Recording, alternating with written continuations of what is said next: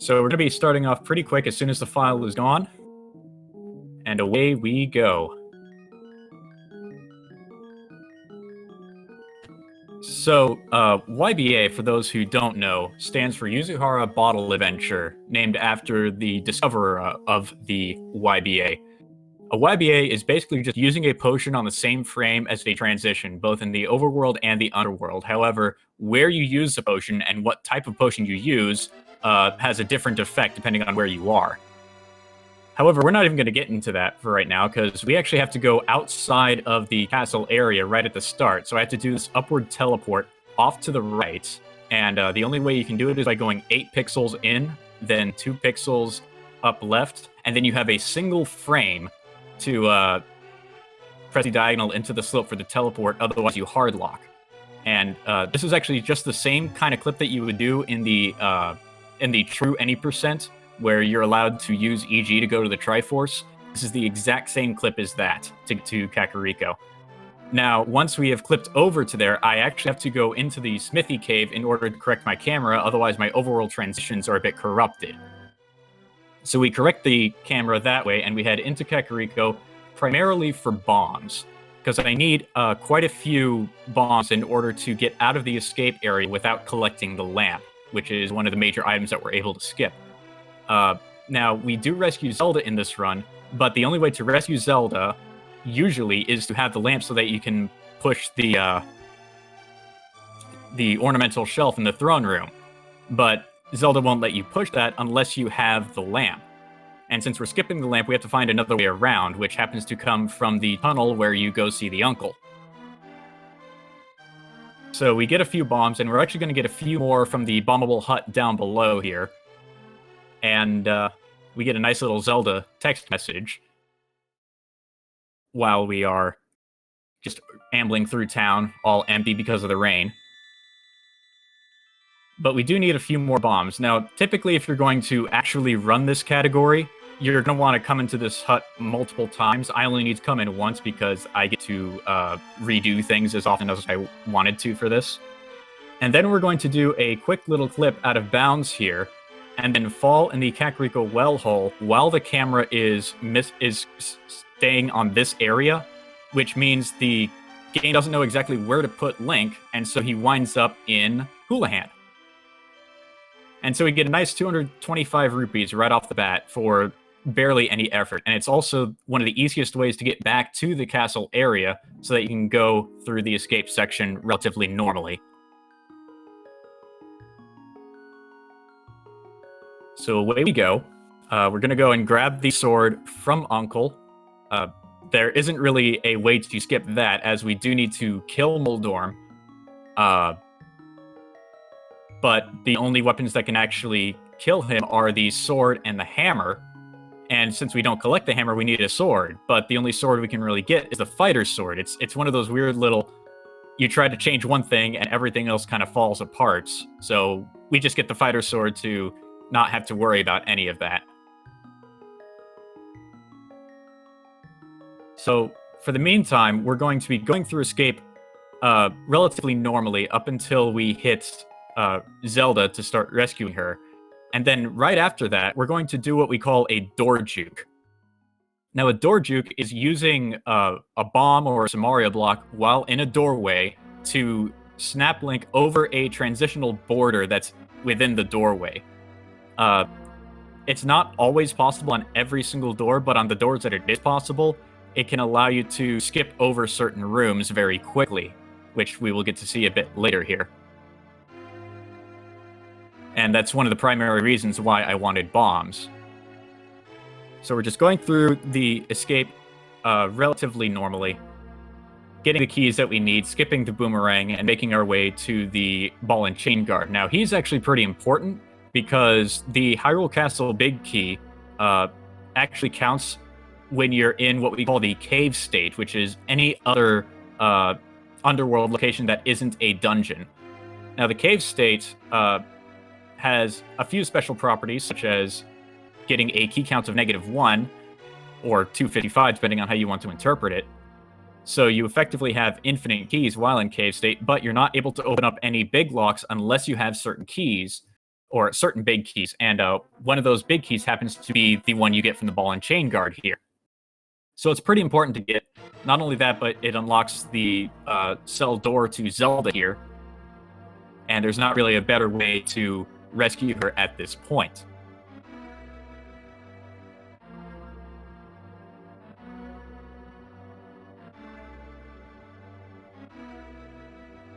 So we have Zelda, we're not getting the lamp, and then we go upstairs, and we already start to do a door juke, but this one is just a time save. It's actually not imperative to do, but it is a time save.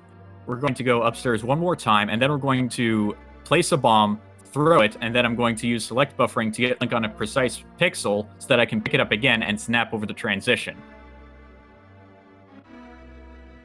And doing so lets me skip up a bit, and now I'm in the lobby of the castle on the correct layer and everything, and we get to go down, which does some weird scrolling, and we go out again, which is back to the entrance.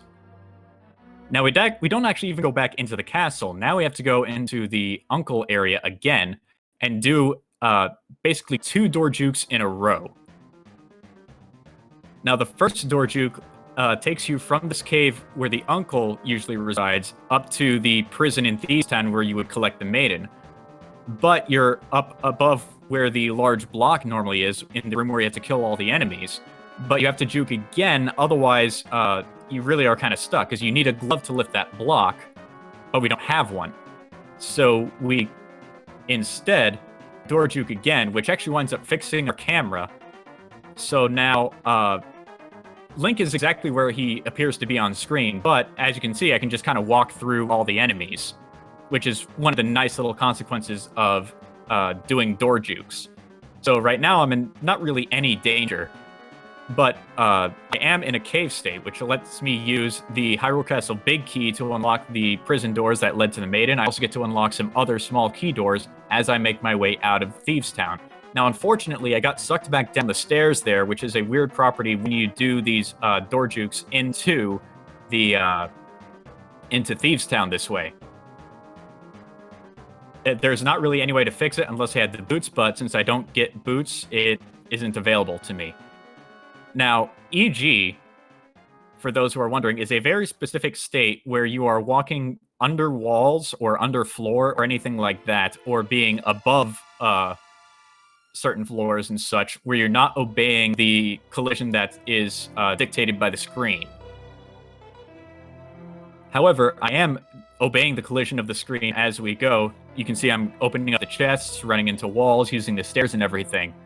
So this is absolutely not EG, just very convenient. Now, I did pick up a big key, even though I'm in a cave state, which actually winds up counting as a big key for both Desert Palace and Tower of Hera. And because I started in a light world area, now I'm in the dark world. You would think that I might be able to pull open the grate to Thieves Town, but I actually can't, because that is governed by a sprite on the overworld. And as you may have heard from the Max Rain run earlier, the way that the sprites are laid out before you rescue Zelda are that you have the light world sprites in the dark world, no sprites in the light world, and the dark world sprites just kind of don't exist. At least not yet. So we were in fake dark world, but then we did a transition on the overworld, which corrects us back into light world. So now we're just taking Zelda over to the sanctuary to finish rescuing her and put us out of the ring state. Now keep in mind all that we were able to accomplish in that opening section. We got some bombs, we rescued Zelda, we skipped the lamp, we got the Hyrule Castle big key, a cave state big key, which makes it count for both Desert and Hera, plus we unlocked a whole bunch of key doors in Thieves Town. So quite a lot happened there in these first 10 minutes or so.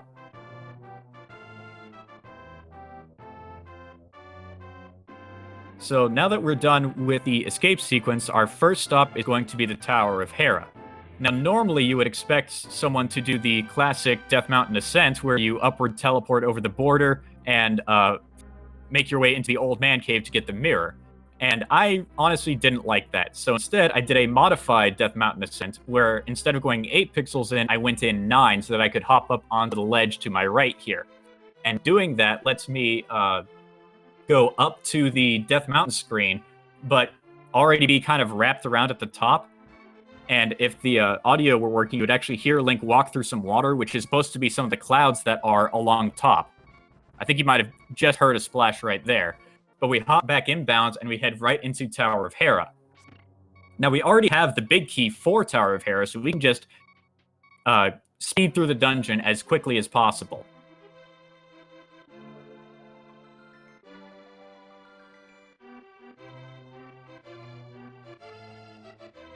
Now, I didn't grab that bomb because I only need one up until the point where I start to buy them. And there's one that's much more in my path than the one by the Hera Beetles there.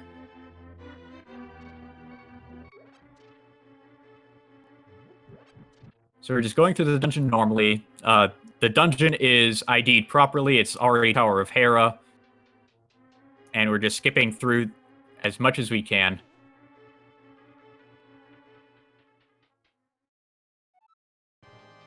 I could have put Tower of Hera a bit later, but I do want to have at least some heart containers before I head into Skull Woods, which is actually my next destination in terms of dungeon routing after this.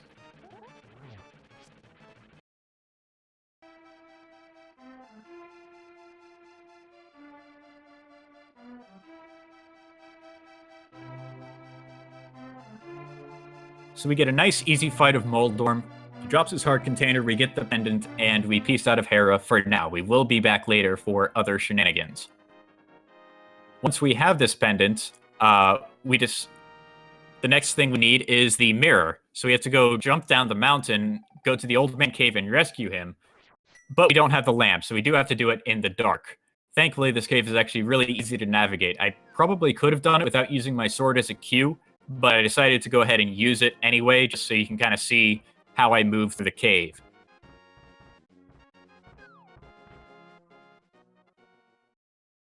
Another nice consequence of doing Hera first is that I don't have to worry about dodging all the dead rocks and boulders as much when I'm going through the Death Mountain and rescuing Old Man here.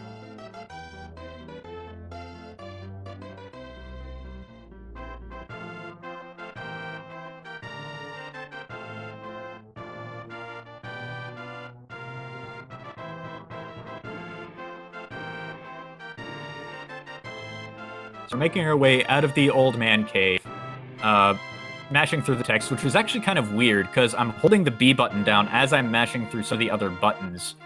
It's kind of a weird grip that I had to have for that, but it still works. So we go ahead, drop off the mirror, and then I'm going to do a quick little clip on that slope right to my left, so that I can jump back inbounds up next to Hera again, rather than climb the mountain normally. Now, this clip is actually pretty simple. It's the same thing that I did to get to Houlihan at the start, with a little bit of extra diagonal movement after teleporting down. And then I get to jump down and be right along the bottom of the screen, jump back in bounds next to the Tower of Hera, and then I go directly into the warp tile.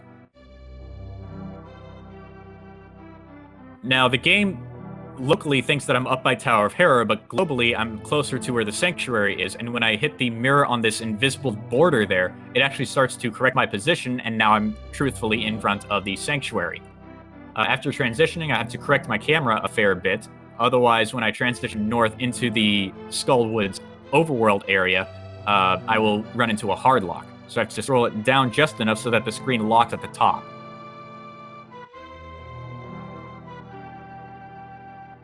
Now, since we're skipping the Cane of Samaria, normally there would be some glitches that you could do to speed up the Skullwoods area, but since I'm not getting the Cane of Samaria, the other methods of glitching through Skull Woods are too slow to get, so this actually winds up being a pretty vanilla run-through of Skull Woods, just without boots and without a whole hell of a lot of health. Now, I do take a death here purposefully to do what we call Dungeon Bunny Revival, which has two consequences. One, it gives me a Link state, and two, it puts me into the light world. Now, this doesn't matter for Skull Woods, but it does matter for other areas. And the bunny rifle actually only puts you in the light world if Agahnim 1 is still alive, which he still is. This will become important later. So we go ahead, get the big key, mirror out, and go get the fire rod using the one bomb that we picked up in Tower of Hera. It's a nice simple bomb jump. I decided to use a spin setup for it. So it becomes pretty quick to do.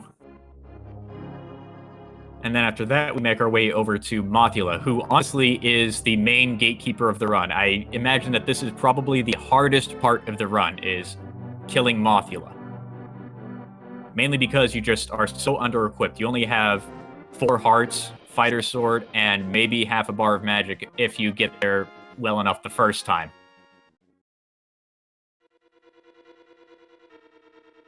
And it being Mothula means that you have to do, I think, 16 fighter sword slashes or 8 spins or fire rod hits.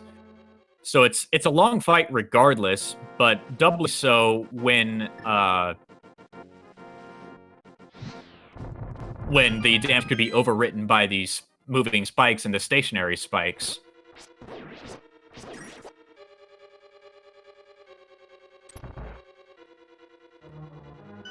Now, I do have to thank, I think, Joe DeMaio, whose Mummy Hellway strat is really optimal for doing this bootless, where you walk up the left side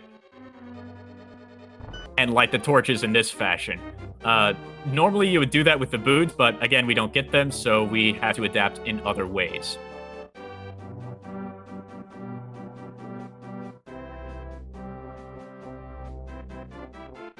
And so now we're dropping into the Mothula fight, which is, again, my least favorite part of this run.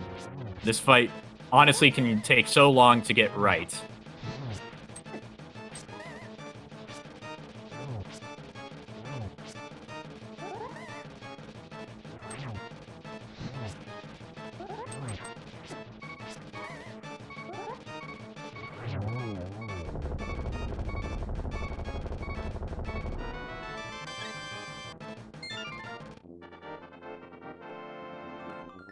But with Mothula dead, we get our first crystal, which then pops us out. We're still in the fake fake dark world, and the next thing I want to do is go to Kakariko. The best way to get there is to mirror twice. Once to go from the fake dark world to the real dark world, and then again to go from the real dark world to the real light world, which is just one of those weird things that happens when you start messing around with fake worlds.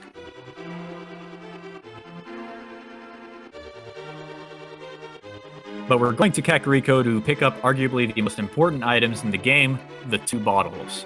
These 2 bottles are definitely the most important parts to get for the run.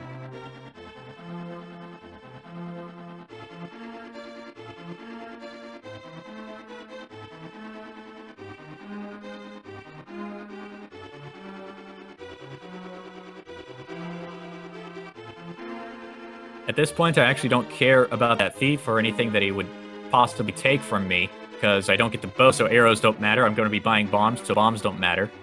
And then I have enough rupees for what I want to do, so getting hit there doesn't mean anything to me.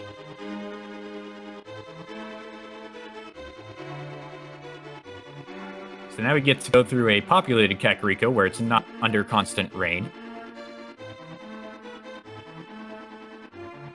We get our first bottle from the merchant, our second from the back at the tavern, and then we go buy 2 red potions and 10 bombs. From there, our next target is Eastern Palace. Now, we're actually not going to clear Eastern Palace all in one go. We actually have to go there 3 separate times because I need to get to Armos without ever collecting the bow, and the best way that I could find to do that is to take an open door and use that open door to write data to other rooms. I think I end up using 6 or 7 YBAs just to write the open door to the room that I want, which happens to be the one that leads to the 2 red Igors and the 6 Popos. So to get to Eastern Palace, the quickest way to do that is to do this nice little map wrap using the same clip that I did at the start, but this time transitioning down instead of hopping over the border. Now, once I do this map wrap, I have to be very careful not to nudge at all to the right, otherwise I'll run it into a hard lock. But now we're in Eastern Palace, and the first thing I want to do is get the big key. Fastest way to do that is to use a bomb and juke this doorway right here.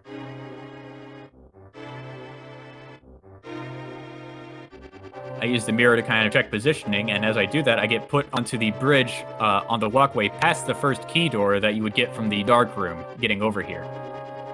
So here we go, we get the big key for Eastern Palace and mirror back to the front. And now we go further into the dungeon. And we want to make our way all the way to the dark room just past the big chest. The other side of the big key door is actually the open door that I want to write to other locations using the YBAs. So I want to do a south YBA first, which will write that open door into the big chest area. And then after that, I need to mirror because my transitions are a bit screwed up. And if I transition down from there, I would actually wind up in EG. Honestly, FSG, I don't think I could tell you the boss word of the run off the top of my head. I'd have to go through my notes and actually figure out what exactly the order is. But I go ahead and use the fire rod so I can light the torch and see what I'm doing for this YBA. So that writes the open door from the other side of the big key door into the big chest area. We mirror back to the front, go back to go into the room where we can see the big chest from an upper ledge, and then YBA south again. But what that second YBA south does is it loads some chest data from the room below into the big chest, which happens to be a 100 rupee chest. And I really want to get to that, because if you can open a small chest from a big chest, you can actually open it up repeatedly. So I do a little bit of camera correction here, so the transition puts me, again, at the top of the room. So I go down the stairs, which lets me walk around the pedestal here and open up 100 rupees over and over and over again from the big chest in Eastern.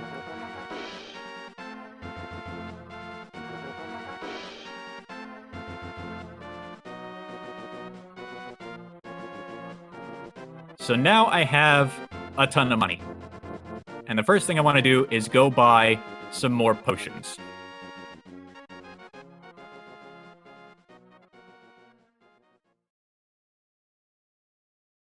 I do a little quick down input there instead of just holding the diagonal so I can get the fake flippers really quickly. And then we make our way into the potion shop.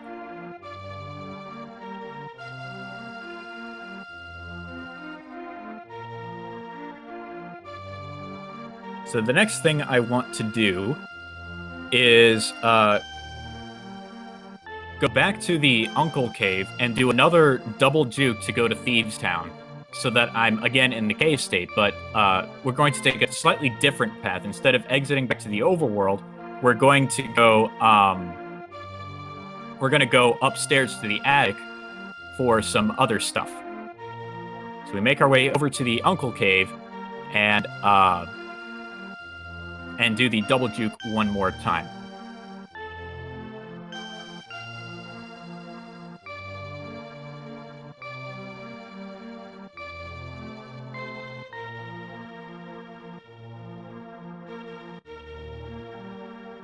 Now, I didn't actually get to explain it before, but the first bomb is just to set myself as low as I can. The second bomb is just for a visual cue, since I throw it over the wall, and I use that to determine when 2 frames have passed. And I did the same thing with this red Zazik here. I have to wait for 2 frames of movement before I can pick up the bomb and snap myself over the transitional border, because I literally can't see where Link is.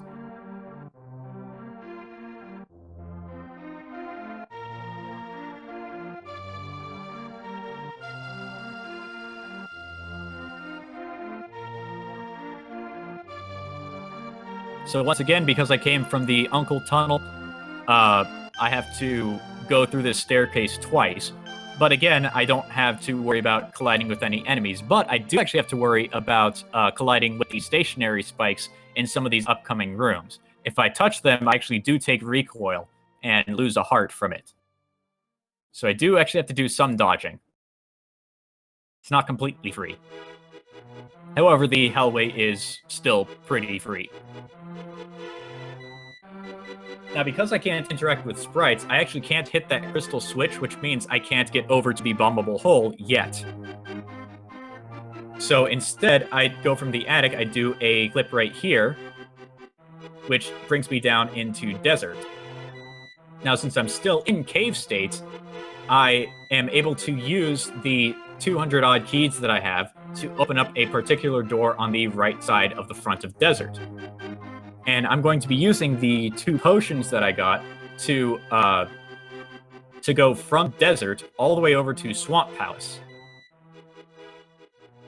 But in order to do that, I want to reload the dungeon first. So keep in mind now, I have the desert dungeon loaded. Now, this is actually a bit of a mistake on my part. I should have grabbed 2 red potions instead of a red and a green. And because of that mistake, I had to do something weird here where I do the YBA with a green potion with the bomb still there so that I could take damage so I could use the red potion. It's really weird because you have to be able to actually use the potion in order to YBA. And I didn't really consider that, so I had to use the bomb there to take a little bit of damage so I could actually use the red YBA. But now we're in Swamp Palace. And a weird little thing that we recently found is normally we thought you could only do a red potion spin YBA to get to Argus, but for some reason when you use the stairs to come up into this series of rooms here, you can actually use any kind of YBA that'll transport you across rooms, which includes what we call a mirror door. Now, the mirror can be used as a potion, or like a YBA, a doorway, if you can get Link to be snapped within that doorway, which you can do by either taking damage, or holding an object above your head, or possibly being able to walk cardinally into the door frame. But with that spin YBA, we actually wind up at Argus, and now I want to lure him up to the top of the screen, and then make my way down to the bottom while he spins his puffs around. Once he is done spinning, he'll realize, oh, all my puffs are off screen, so I better be in phase 2. And so he obliges. I just hit him with some fire rod shots, and he's dead.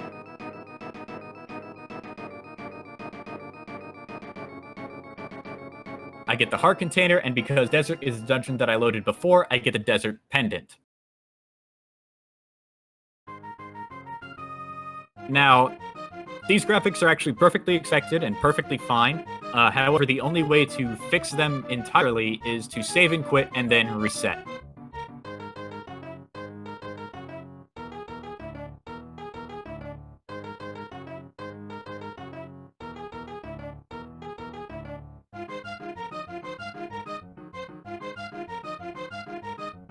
Now that we're back in the land of things that we can see, I want to go buy some more potions and then head back into Eastern. We're not quite done with riding the door yet. However, first I'm going to go and get the ice rod. This clip actually wound up being a little weird because normally we have the boots, which kind of changes how you jump over ledges and such. And I actually needed to scroll left a bit further here and actually touch the other side of the screen there before I could transition over and get this nice little map wrap, which puts me right over by the Ice Rod Cave.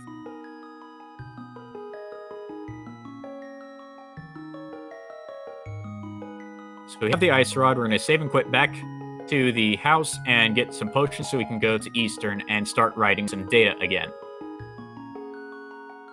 Now, the first 2 potions that I did in Eastern were able to write the data for the room below in just 1 YBA. But for this next area, I actually have to do 2 YBAs in a single door to do that because of just the way the room is structured. However, I still need to use 1 YBA to get it down to there, so I have to do 3 in this next segment. But I only have 2 potions, so I have to do something else. I have to do another mirror door. So mirror doors are really weird. They're like YBAs, but they have a lot of extra restrictions and consequences to using them. One of those restrictions is that you should be able to lift a pot while in the same room that you want to do the mirror door. Otherwise, there's a timer that ticks down and will take 18 minutes if you don't lift a pot. What lifting the pot does is that it sets a certain value in RAM that the game will use as a timer when you do the mirror door, and that timer is actually linked to the Triforce door that you get when you defeat Ganon. And the length of that timer is based how far along the EG map you are that from where you pick up the pot. And it counts down one value per frame for a maximum value of a 2-byte timer, so some 65,000 frames. So we want to minimize that as much as possible. Unfortunately, Eastern Palace is rather far down the EG map, so there is going to be some wait time here. So we do the 1 YBA, which wrote the open door to this first lobby entrance here. And now I have to do a mirror door first, because it's the only kind of door that I can do a mirror thing in. So I place a bomb, move down, move to the side so that I can use the mirror, and then do the mirror door all at once. And then once I do that, I have to back out of the door a certain amount before I can do another YBA.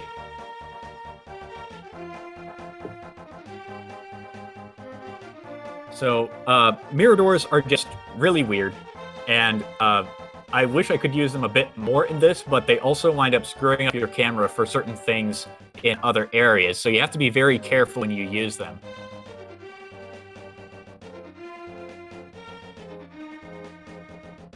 But this timer takes roughly about 1.5 minutes to resolve because of how far down the EG map this room happens to be. But for the most part, you kind of just get a nice little bathroom break in the middle of the run right here. So you can enjoy whatever music or, talk with your chat if you're streaming or something like that.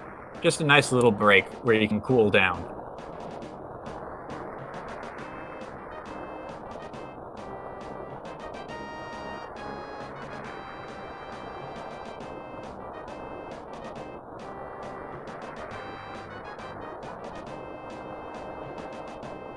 And honestly, this is not the first mirror door that you're going to have to do that takes a long time to resolve.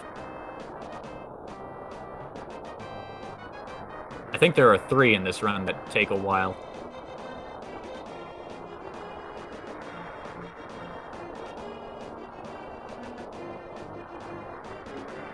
Now, I'm not sure if you can hear the game audio, but once it resolves, you'll actually hear this weird whoop sound, which lets you know, oh, hey, we're good to go. We can do another YBA.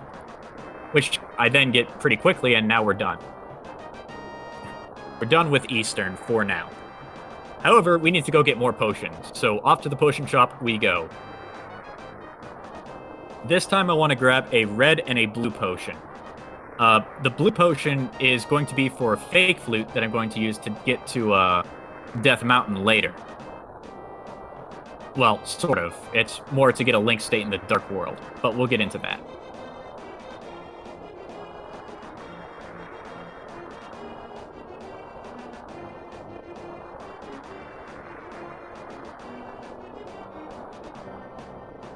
So we get the blue potion, and we get the red potion, and we save and quit to the mountain.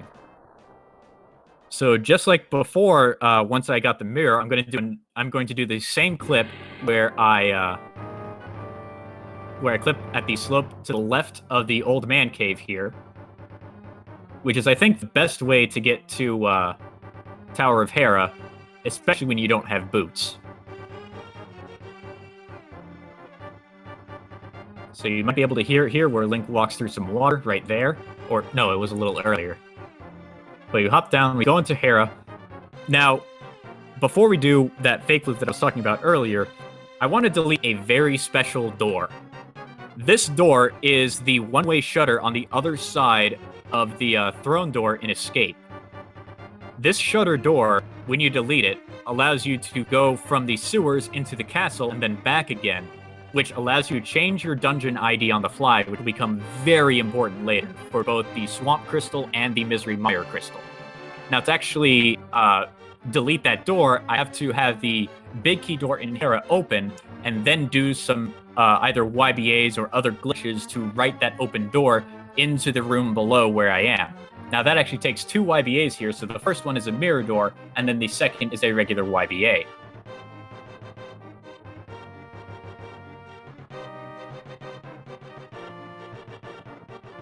And with that sewer door deleted, that makes it pretty much the only way that I could skip the flippers and ether without ever while also getting the swamp and mire crystals.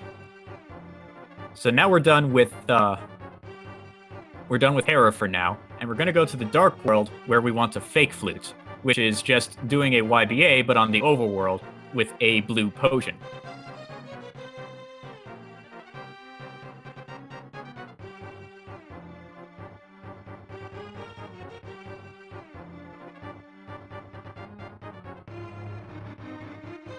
I go to Kakariko so that I can, now I'm in the fake light world with a Super Bunny state. I transition to go to real Dark World. I'm still in Super Bunny, so I can use my sword to kill that dude. And then with Super Bunny, I want to pull a pullable location like the Thieves Town Grate, and that gives me a Link state. Now with this Link state, I want to go up to Death Mountain, where I will do I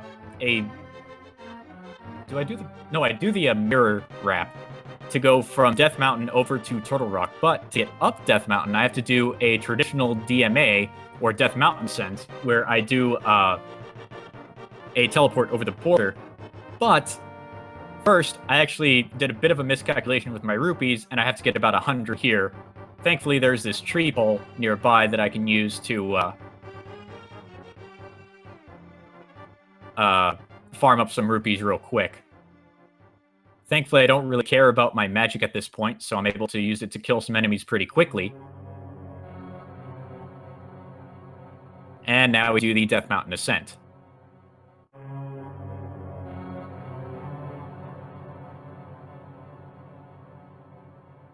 So we go 8 pixels in, then a couple pixels over, and teleport over the border, just like the first clip at the very start of the run, but much easier to perform overall. So now we're on the Dark World at the mountain, and I need to fix my camera, which has to be done by transitioning to the right over here. Once I do that, I have to climb the mountain one more time so that I can get to the T-Rock climb slope and do a bootless downward teleport, which is not fun. Those things are not fun to do.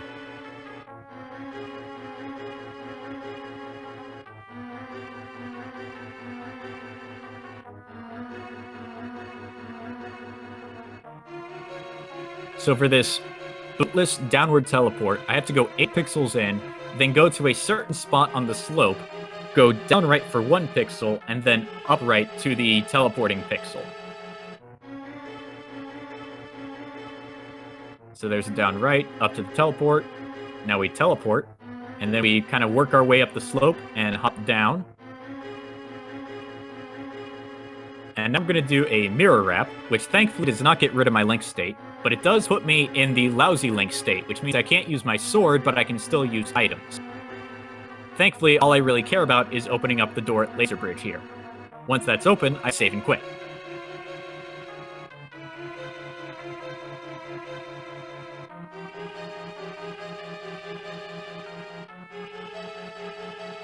Once we're done with that, we head to the potion shop one more time, and we pick up some more potions. And this time I promise, we're going to finish Easter. We're actually going to go kill Armos this time.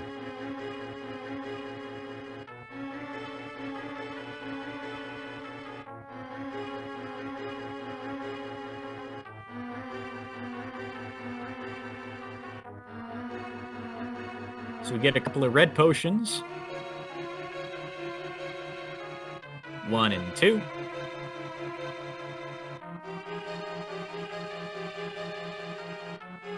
And I could clip to Eastern, but I honestly didn't feel like it, so I'm just going to walk there normally.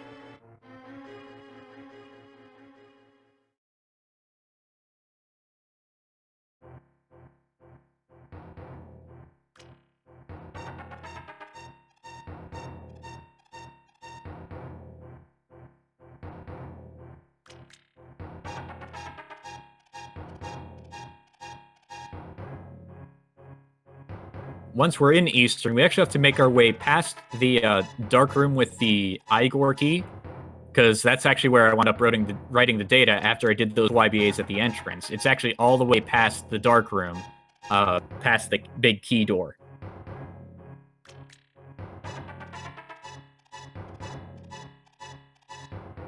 So for the most part, this is a pretty standard run-through of the dungeon right now, compared to what we've done so far.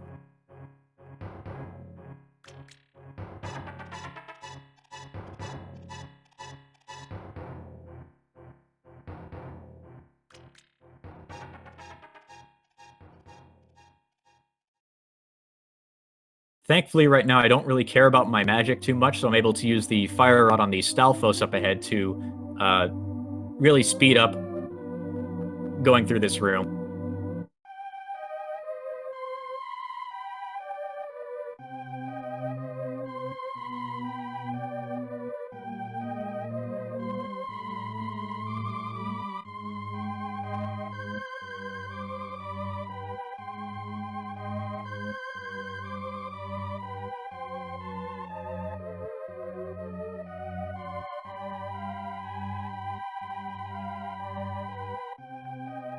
Alright, so here we are, in the room that I want to be in.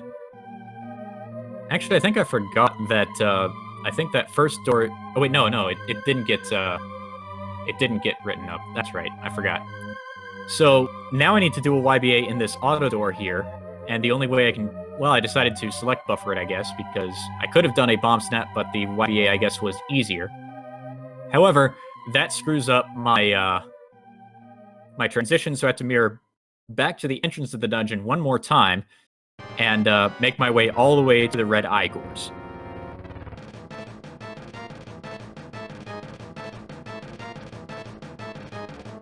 So now I have the door open that I wanted to have open from the beginning. It just took a lot of time and a lot of YBAs to get there.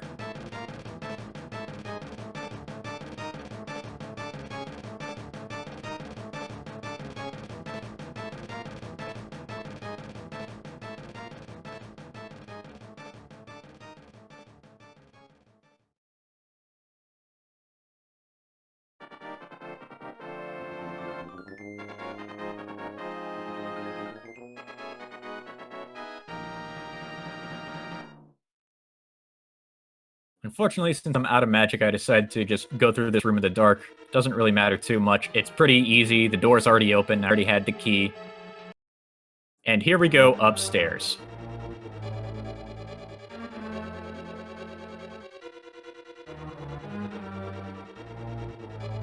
In the next room over, you'll see when I transition into the room that the shutter door behind the red Igor is already open. That was the goal of all those YBAs, was to get that particular door open.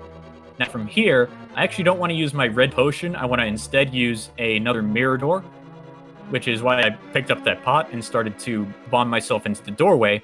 And here's our second break in the run, where we get to kind of just sit around for a bit and relax a little. Because, wow, you made it. You made it to Armos without the bow. It took a lot of work to get here, but wow, it's not easy. It's not easy hitting all of these YBAs in a row. So we get a nice little break. It's about as long as the one from before, so about another minute or so. From here... Do I have anything else I wanted to talk about here?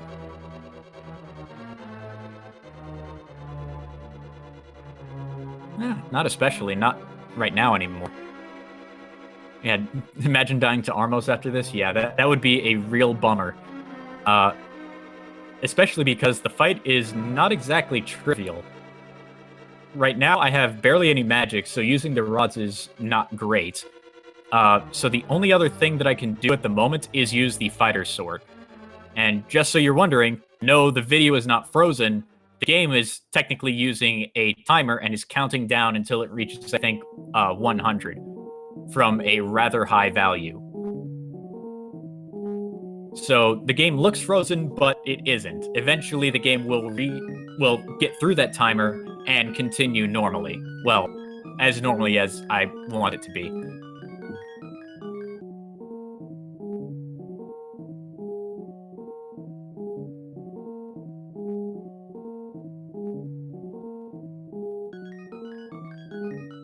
It just takes quite a while to to resolve this timer.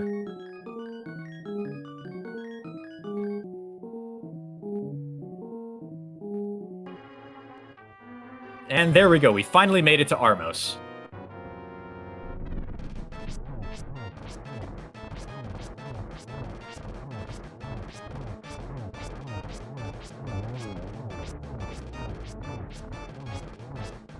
There's probably a better way to do this fight, but at this point, I didn't really care. I had gotten to Armos through all the trials and such, and I tried to get as many slashes to hit 2 of them at once as I could.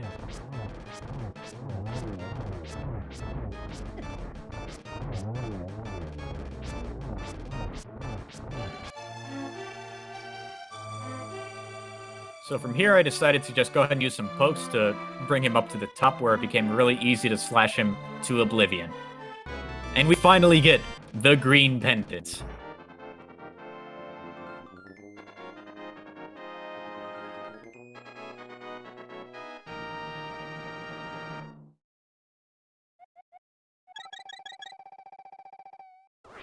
So we actually do have all of the pendants right now. But I'm not quite done with Eastern. There's one more thing I want to do. Notice my rupee count. It's kind of low. I'd like to have more rupees, please.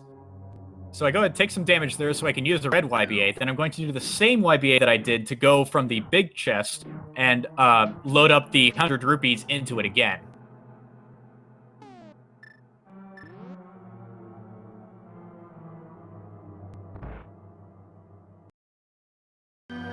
Walk down the stairs, go around the blue pedestal here, and get about 1,000 rupees.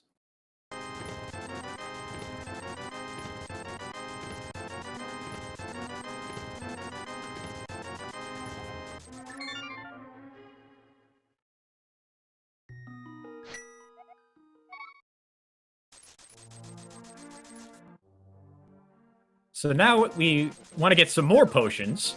Now that we have all this money burning a hole in our pocket, let's go get some more potions.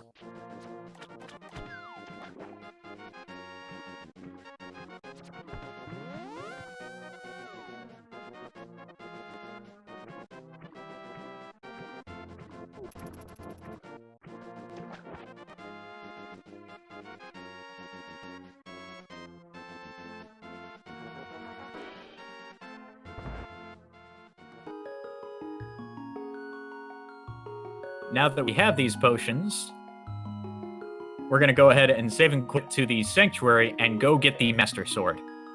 And that will be the very last major item that we collect in the run. Everything else from here on out is either going to be a big key or a potion. Or a small key, I think. I actually don't know if I collect any other small keys. I don't remember exactly.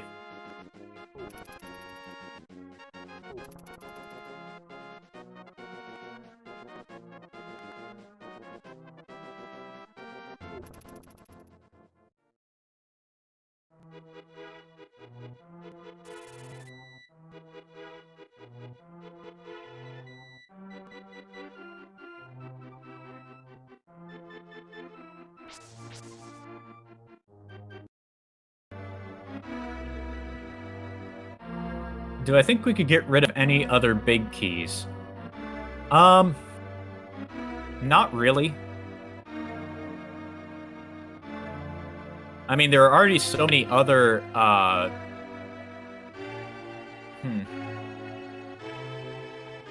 Yeah, there's so many big keys we already skip, thanks to unlocking certain doors and, skipping over certain doors. There's not actually too much more we can do.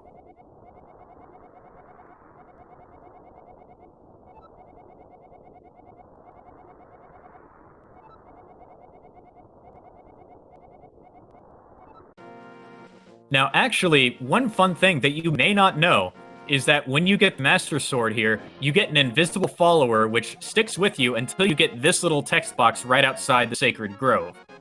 Now, I haven't completed Thieves Town yet or rescued the maiden from there, so I still want to have at least a follower or be able to get another follower later. And if you have one, including the invisible follower, you can't pick up another one.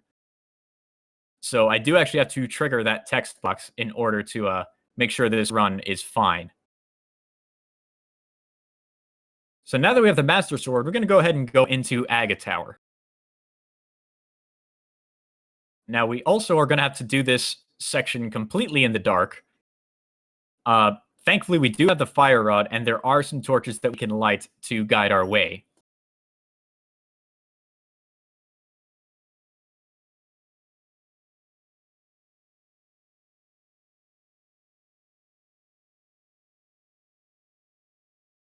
And of course, the fire rod is quite a powerful weapon, able of destroying most enemies in a single hit, so it's pretty nice to have, especially because it also lights up so many different pathways.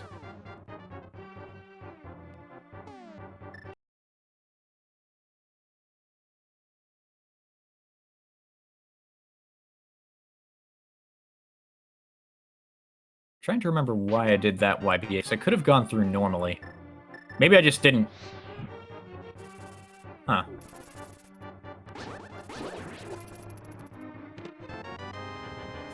Oh, that's right. I wanted to have another key. That's right. I needed to have another key for something that's later on in this process, because we're going to go up to Agahnim, to the Agahnim fight, but we're not going to kill him yet. We actually want to get to his arena and then clip out of it and go over to the sewers. Which is why we deleted the sewer door earlier from Tower of Hera.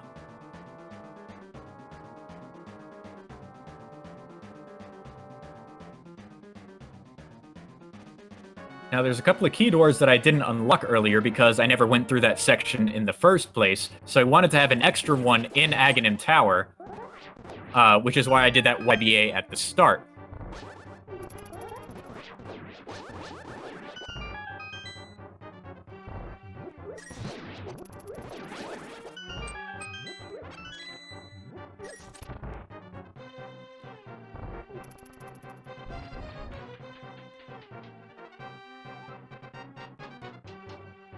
So we're almost done climbing, and go ahead and use beams to get that guy out of the way.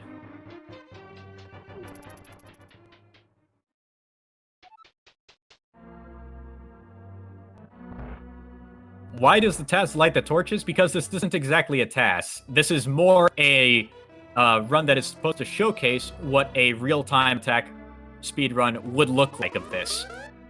That's what it's for. It's not exactly supposed to be 100% perfect play. It's supposed to showcase that this is a route that is theoretically possible in the game.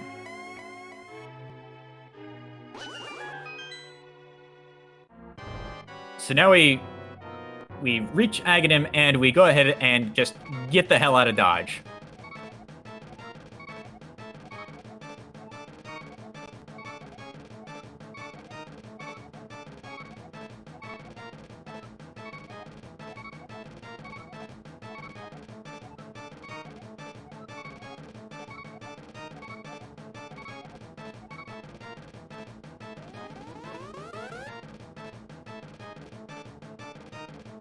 So now we are in the sewers area, but we can't really see anything. You can kind of tell where you are thanks to certain visual cues, such as using beams or the water effects down below, or even just holding your sword out. So we're kind of making our way as quick as we can. I do need to get that one key right there for a key door in Swamp that we're going to be going to. So we're still working our way through the sewers, backtracking all the way to the front. As you can see, we're on the 7th floor of a basement. The game honestly has no idea how to interpret where we are based on how many staircases we've taken.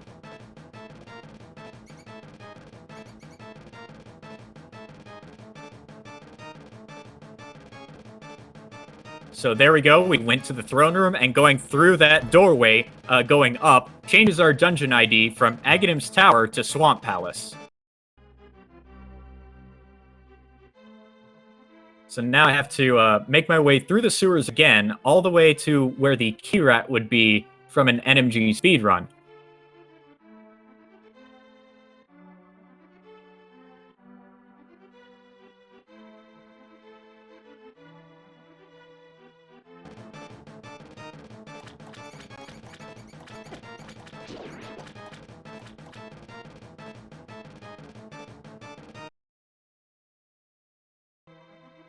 Now, one thing I have to be very particular about is I do have to lift up a pot because I'm out of potions at the moment, but I still need to go from sewers to Hera. And the only way that I can do that at this point is by using... I'm actually not out of potions, but I need to use one later. So I have to do a south mirror door here, which requires that I am snapped in the door, which is what I use that bomb for, so I can actually use the mirror while in a doorway. This is going to take me from sewers into Hera after the timer goes away, which you might see delete the key door in the upper right corner of the screen once the timer finishes running out.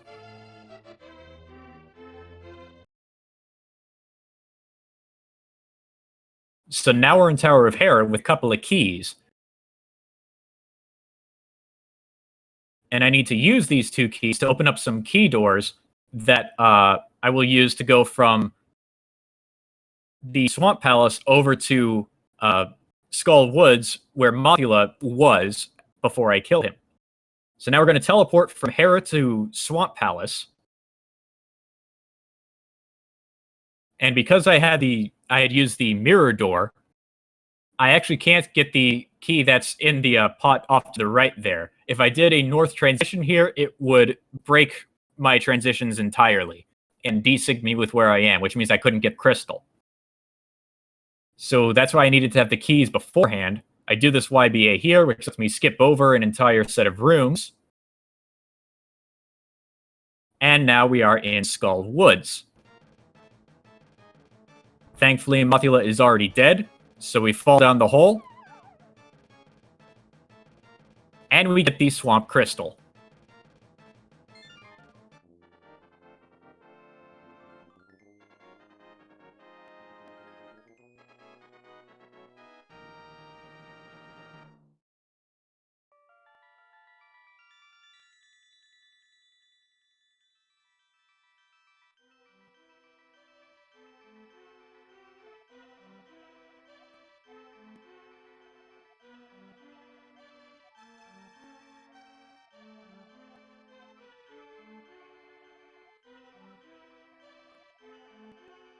For those who are wondering, I had already killed Mothula. I killed Mothula with 4 hearts, Fighter Sword, and Fire Rod. So Mothula was already killed earlier in this run. Which is why he doesn't show up here.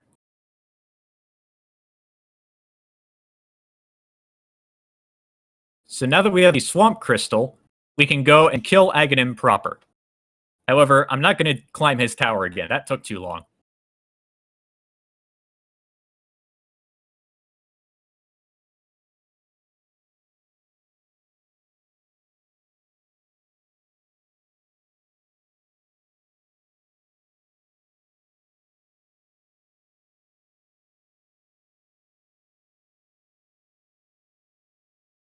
So once again, we make our way to the potion shop to get more potions.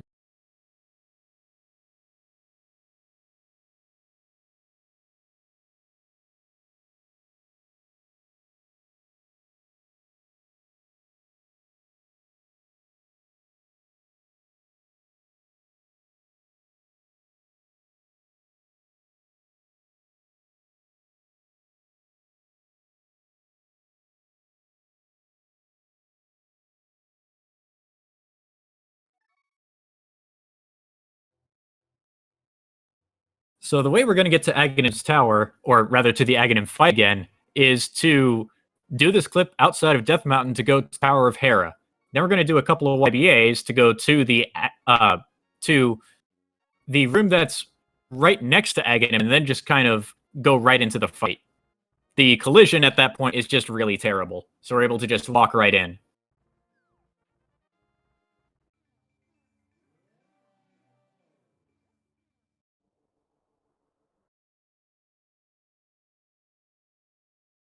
Wait, is that what I do here?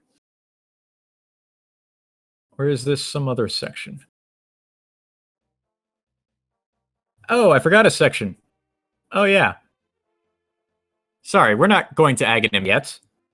Sorry about that. We're actually headed to Thieves Town. My mistake.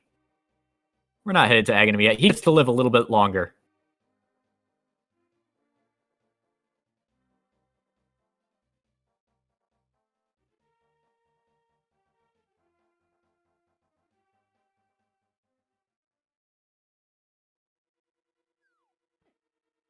So we do another Dungeon Bunny revival, so that we get into Fake Dark World and have a link state for the dungeon here.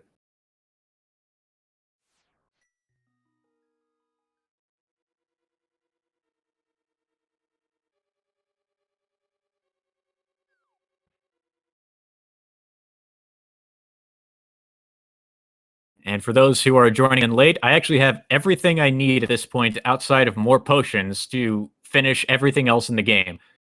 So when you see my inventory be rather empty, it's going to stay that way. It's not going to get any more full from here on out.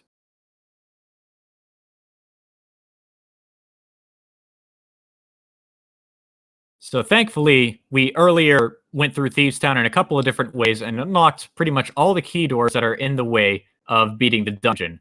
So I don't actually have to do all that much. I do still need to open up the bombable floor in the attic here. But that's not really all that important. I do, however, need to collect a few of these small keys for later things.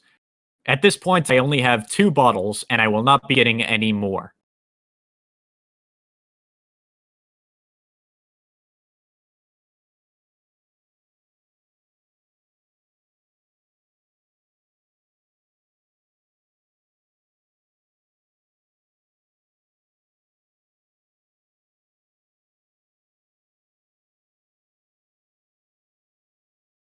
So we continue through the dungeon pretty normally.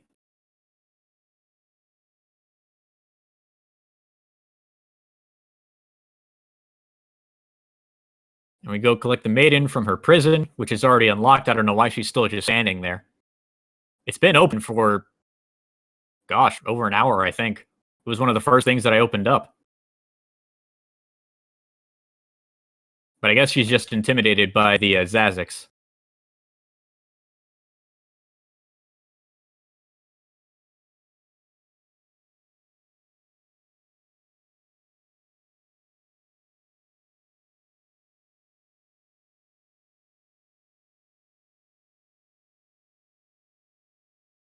Now, I'm actually not going to be collecting the Thieves Town crystal from here.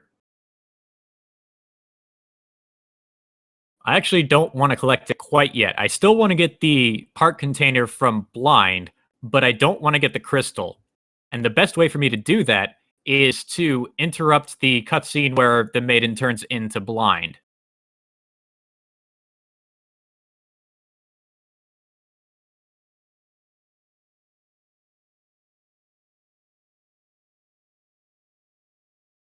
And doing that keeps the door open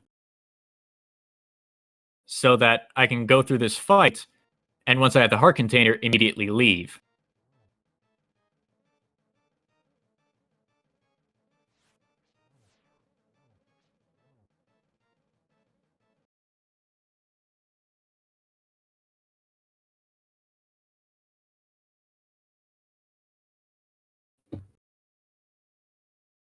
So now I have our heart container, the crystal's going to fall, but we're going to ignore it. And instead, we're going to go back upstairs so that we can clip to desert.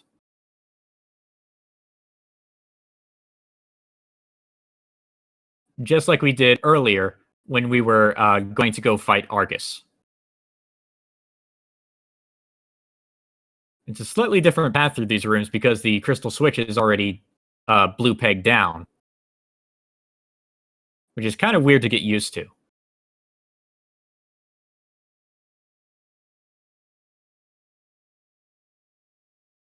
But we do another clip up in the attic here, which brings us to desert. But we're not going to stay in desert very long.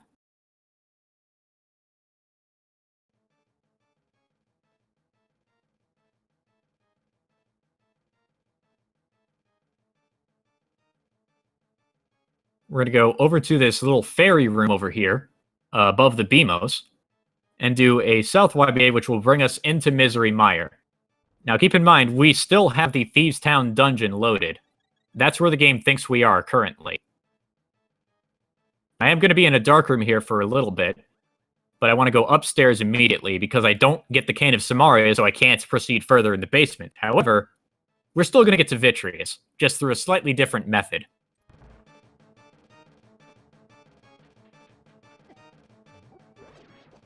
Getting hit by the anti-fairy there is actually pretty good because the next YBA I want to do is green, and I have to use up a little bit of magic, but thankfully I don't have to, which saves me a quick little menu.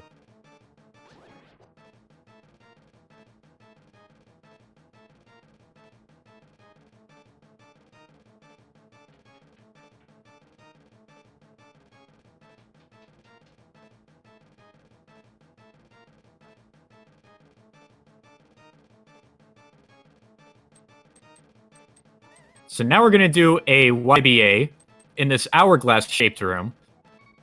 And I'm going to select buffer these movements because it's really hard to only move 2 or 3 pixels to get the rep that I want here. And so now we're back in Aga Tower. But we're not going to be staying here very long. I want to go ahead and kill these red knights so that the door up above opens. And now I'm going to do a spin mirror door, just like the one I did to go to Argus. And instead we're going to go to Vitreous. This is the last of the mirror doors that takes a while to resolve.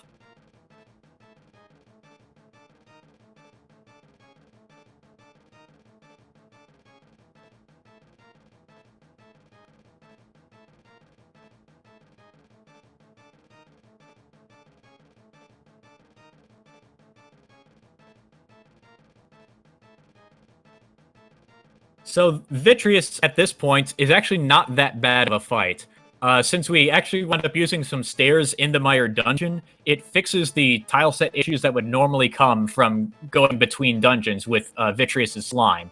But because we went through a staircase while in Misery Mire, it actually loaded some bits of the tile set properly for Misery Mire, so now we can actually use the slime for some damage boosting strats to kill Vitreous relatively quickly.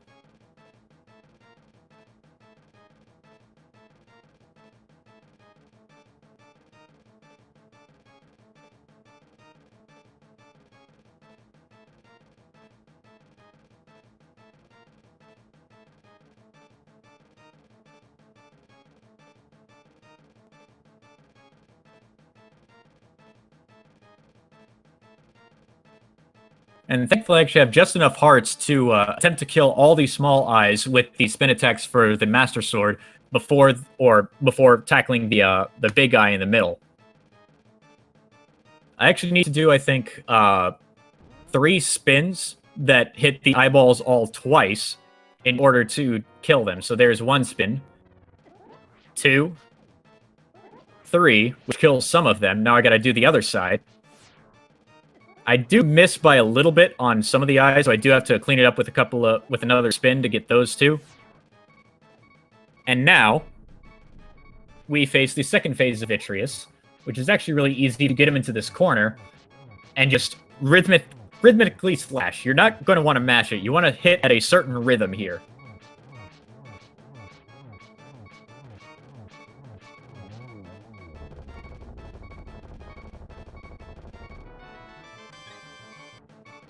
Balyaim, it's not the Thieves Town tile set, it's the Mire tile set, because I went up these stairs from the basement to the bridge that's past the big key door in Mire. Because I took that staircase, the tile set got fixed to what it should be for Misery Mire. And so now we have the Thieves Town crystal, because that's where we originally entered the underworld from.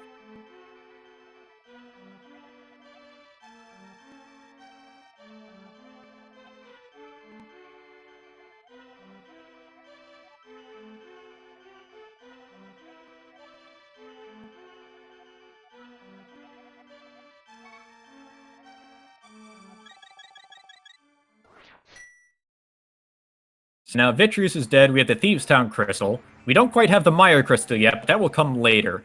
Right now, my next thing that I want to do is go kill Lanmolas. We already have the Desert Pendant. We actually grabbed that when we went to kill Argus, but we still have to go kill Landmolas. And luckily, the Light World bosses, when you have the corresponding pendant for those rooms, the shutter door will automatically open, and you can mirror or save and quit and whatever. If it were a Dark World boss room, you actually would not be able to do that and would be stuck. That's the primary reason why I didn't want to grab the crystal out of the blind boss room, because then I would have gotten stuck after defeating Vitreous there.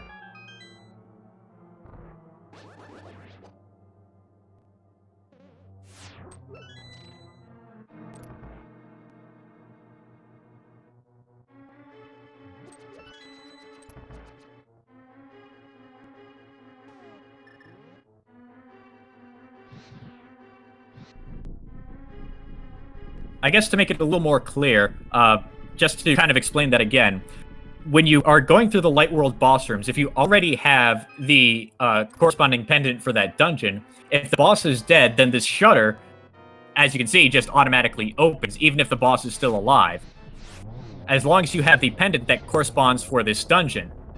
However, if that is not the case for any of the Dark World boss rooms, and to get the Mire crystal, I have to do some other ways where I'm not even going to be close to where Vitreous is. So, in order to not be hardlocked at Vitreous, I have to get another pendant or crystal from that boss room, which is why I decided to not grab the Thieves Town crystal from Blind when I defeated him. I decided to postpone that as late as I could so I could not get hardlocked in the Vitreous boss room.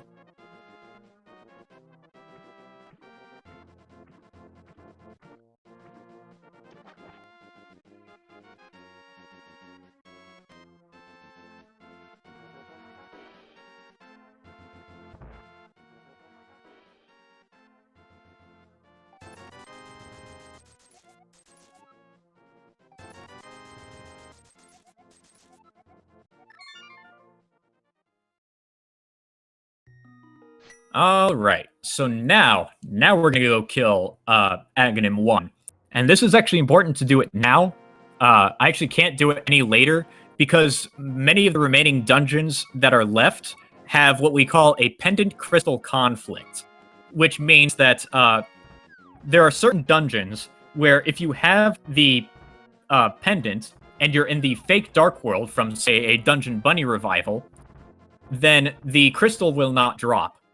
These dungeons are sort of linked with certain pendants. So you have the Ice Palace is linked with the Eastern Pendant, Palace of Darkness is linked with the Desert Pendant, and Misery Mire is linked with the Tower of Hera Pendant. If you have those pendants, or want to get those crystals, and are in fake Dark World from, say, a Dungeon Bunny revival, then the crystal will not drop whenever you get to a boss room where the boss is already defeated. However, if you kill Agahnim 1, then when you do a Dungeon Bunny revival, you're no longer put into fake Dark World, but instead real Dark World. However, you still get the link state from the Dungeon Bunny revival. So you're still Dark World, and in fact real Dark World, which means you don't have to worry about the pendant crystal conflicts for Ice Palace, Palace of Darkness, and Misery Mire. So I did a couple of YBAs up there, and now I'm going to juke this door transition here, which will let me transition over to the left, but up a couple of rooms. Now this room is just to the side of where Agahnim is, and you'll see that as I transition. And now I just get to walk right into the fight. The collision in that wall is just so terrible under this tile set.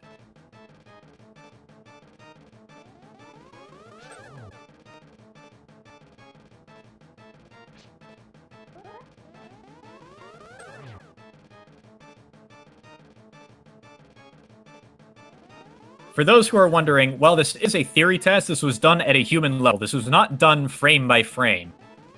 This is essentially me playing, but getting every single trick right the first time.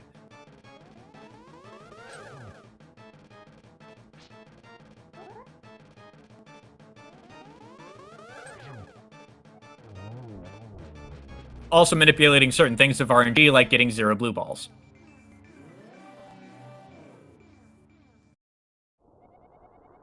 So now, Agahnim 1 is dead. which means now we can start going for the Palace of Darkness, Mire crystals, and the Ice Palace crystal.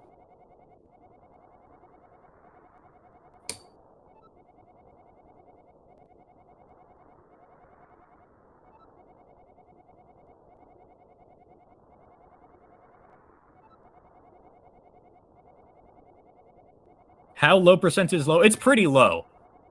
I only have a few items in my inventory, and I haven't actually collected all that many keys.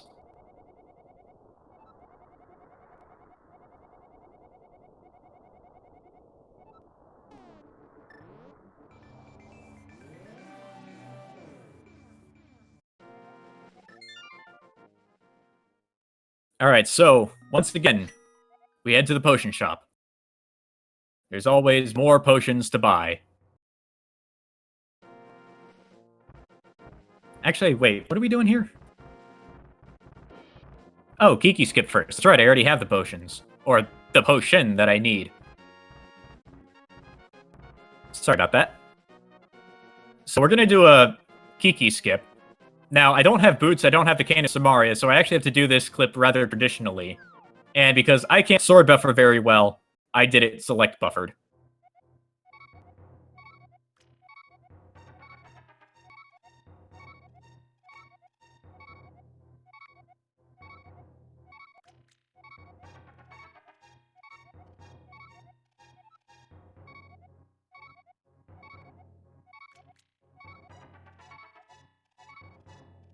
So that downward teleport takes me from the cave on Death Mountain all the way to Palace of Darkness, but it also wraps the EG map, which is why you don't see enemies here. Just because it's a cave state does not mean the enemies despawn. It has to be because of the map wrap that we did.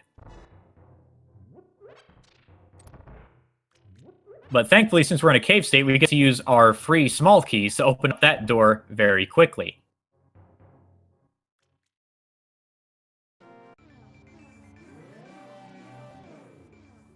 Now, as I was saying before, Palace of Darkness does not like it when we're in fake Dark World. So we have to go to real Dark World by having Agahnim 1 already dead, then doing a Dungeon Bunny revival.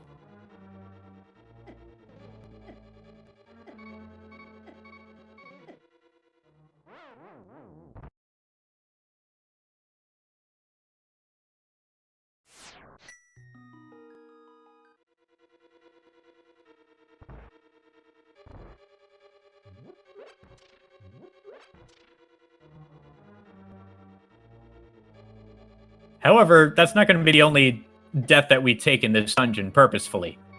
This next one is a death hole, using a setup I had to adapt because I don't have boots. I actually have to move to the side to set my subpixel to a certain value so that the setup I use actually works as a death hole. Now, a death hole is dying on the exact same frame that you would actually transition to the room you fall to. So it's really hard to get it to work exactly right. And doing that actually writes an open door for the key door that I opened while in cave state into the room that I fell to, which is why I didn't need another small key to get the to the big key here. Now, I'm not going to go to the hammer because I don't need the hammer at all, so I need another way of getting to Helmasaur. But first, I'm going to go get some rupees. I'm still a bit starved for cash. I need more potions.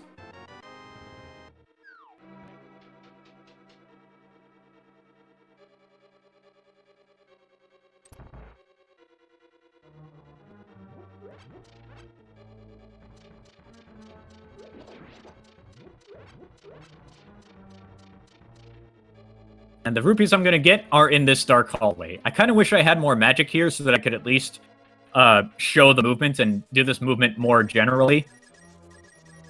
But I didn't plan that far ahead, so I'm sorry about that. I am going to need that key later for when I am getting the Misery Mire crystal.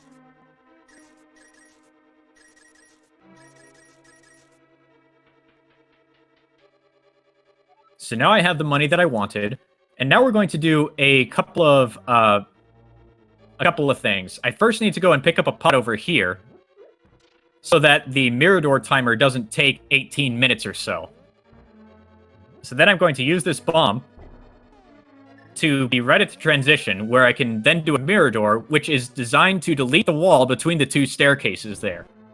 Once I have that, I fall in a hole to kind of reset where Link's position is, so that I can transition left easily, and now I'm going to do another mirror door going the other way. And I do that by getting on a precise pixel with a bomb, then walking into the door frame with it over my head so I can use the mirror in the doorway, and do a second mirror door. After this mirror door resolves, then I have to back out of the door a very specific amount so that I can do the YBA to the right. Doing all of this together, along with transitioning up through the wall that I deleted there, lets me go up into the area where the orange warp is, past the turtles and pod, which lets me skip the hammer. After that, I have to go up through the hallway where there's a few turtles here. And I have to be very careful here because I can only take one more heart of damage. I could have planned it a little bit better by grabbing another heart earlier, but either way, I make it to Helmasaur. Now, the only way I can kill Helmasaur at this point is to bomb off his mask. I need to have at least 5 bombs damage his mask.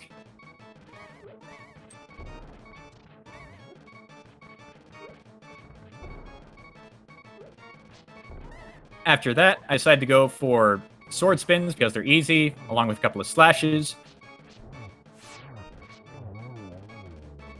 And now we have the Palace of Darkness crystal.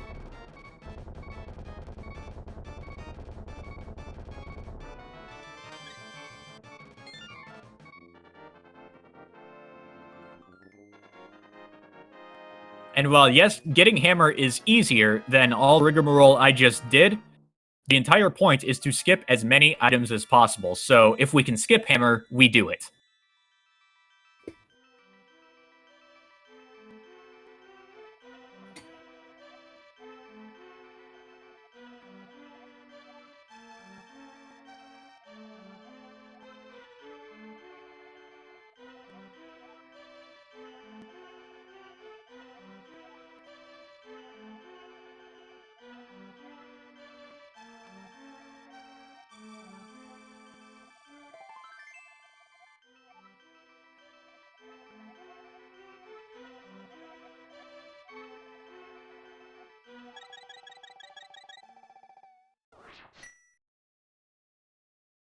Alright, now that we're done with the pod crystal, I actually want to go to the light world now, get some more potions, and go back to pod so I can get the Misery Mire crystal.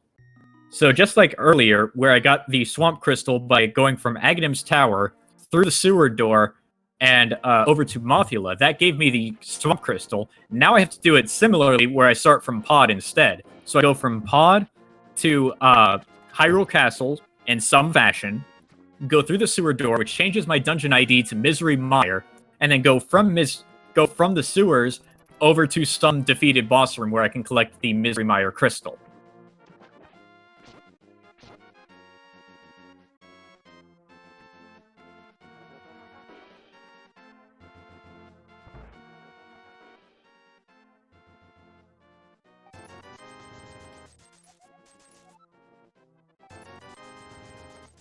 So we have the potions we need, and now we need to get back to Palace of Darkness. So once again, we do a Kiki skip.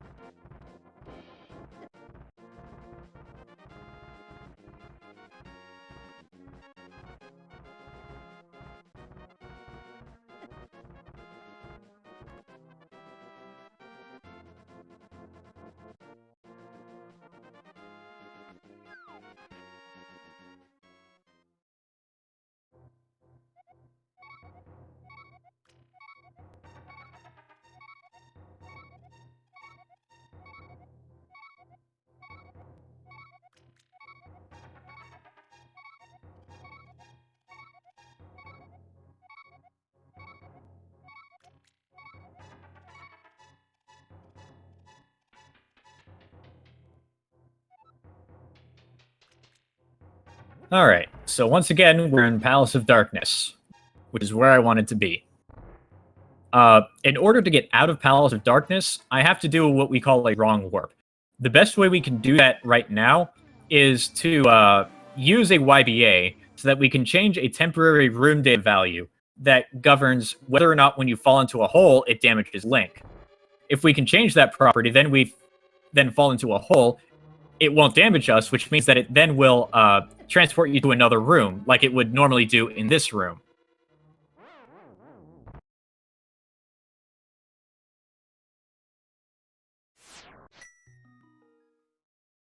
But the specific area I want to fall into is in the Beetle Arena, just one room past where I died.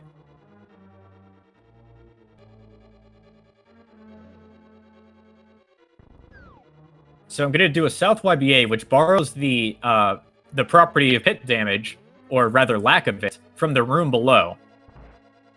And I do a transition there so that my camera is fixed a bit and won't wind up, or it actually will wind up blocking where I want it to be.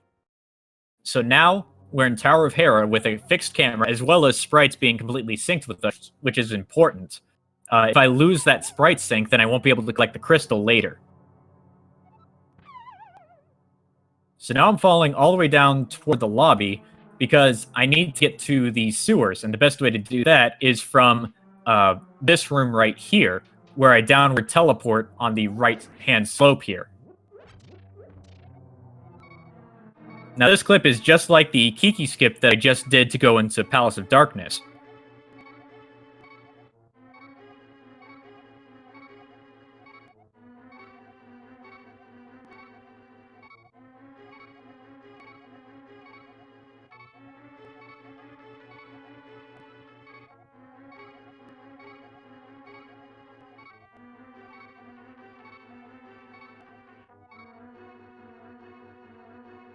Alright, so now we're in the sewers again, and we're actually really close to where the throne door is. So we're going to go ahead and exit south, and go back up, which changes our dungeon ID to Misery Mire. So now I just have to make it to a defeated boss room. Now I say any defeated boss room, but there is a bit of a caveat to that. I could technically get a crystal from the Tower of Hera boss room, but collecting a crystal in a Light World boss room winds up crashing the game.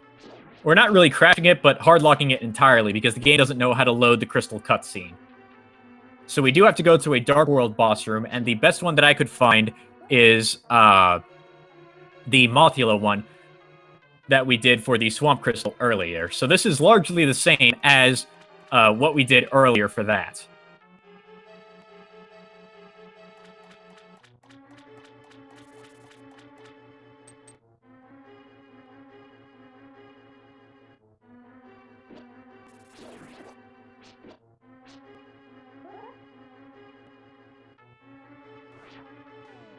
Now, before I go to Tower of Hera, I actually want to get some more rupees, which is easy to get because there's a 300 rupee chest in the back here.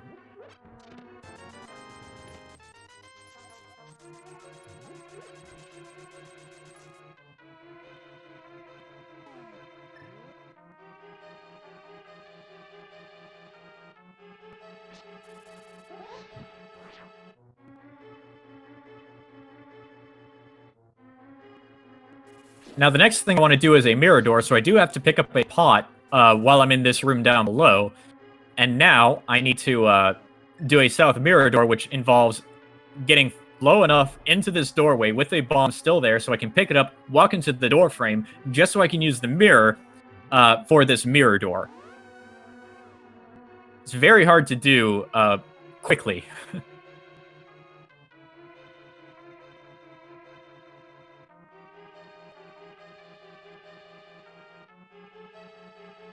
Also, an interesting consequence of doing this from Palace of Darkness in the Dark World state is that all the snakes and lizards do 2 hearts of damage to me instead of less than 1. So you do have to be a bit careful when going through the sewers this time around.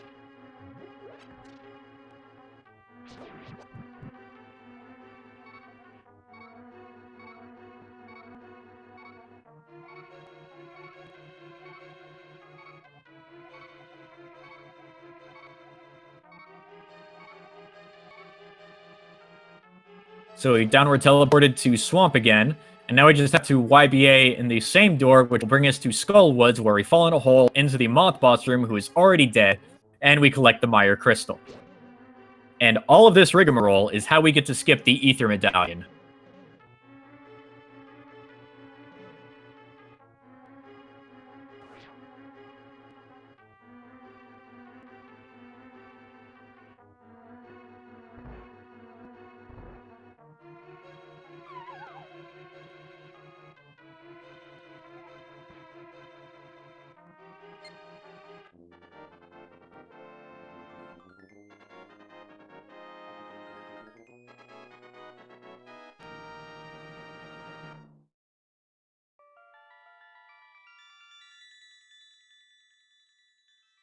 Alright, so now we only have 2 dungeons left. We have Ice Palace, we have Turtle Rock, and then we have to kill Agahnim 2 and Ganon. So there's not too much left.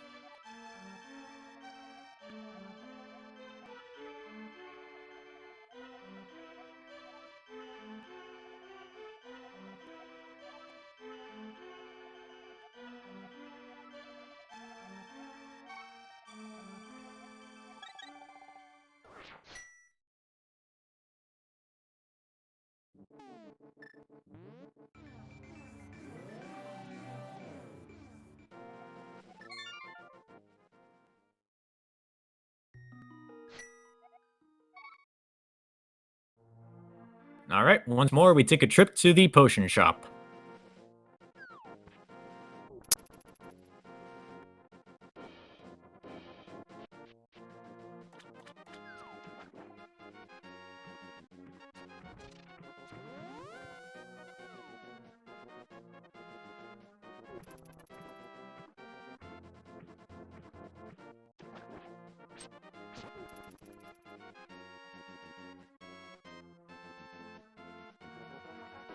So now we're going to collect a blue potion and a green potion.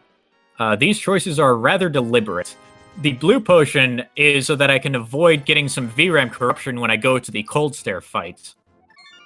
And the green potion is just so that I can have a full heart count when I go into Ice Palace. So the way I get to Ice Palace without flippers, without Mire, without mitts, is to go to Kakariko Well.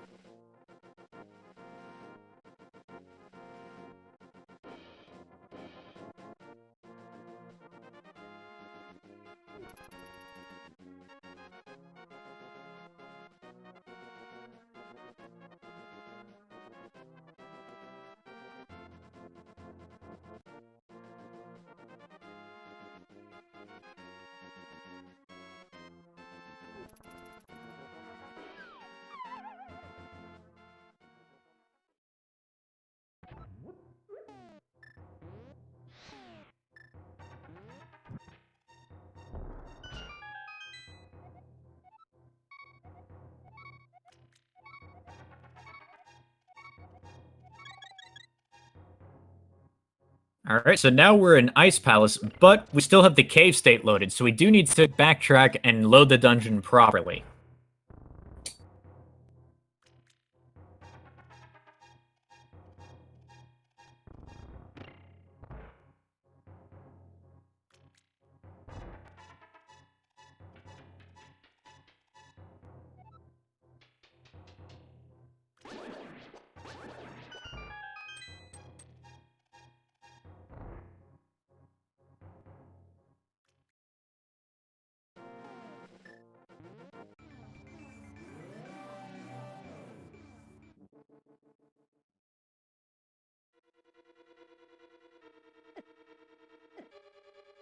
So now we do another Dungeon Bunny revival, which with Agahnim 1 dead means that we will be in the Dark World, but with a link state within the dungeon, which is helpful.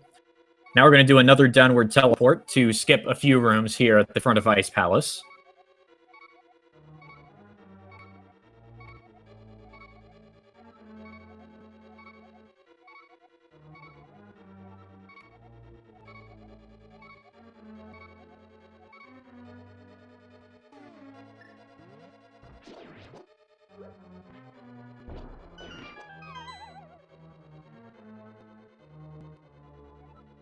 And for the most part, the rest of the run through this dungeon is relatively standard up until you get to the room where you fall to cold stare.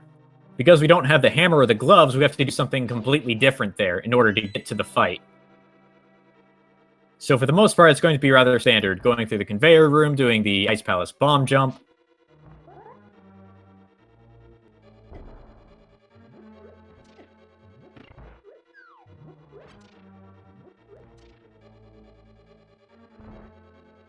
Although I do like this strategy for the penguin lineup room.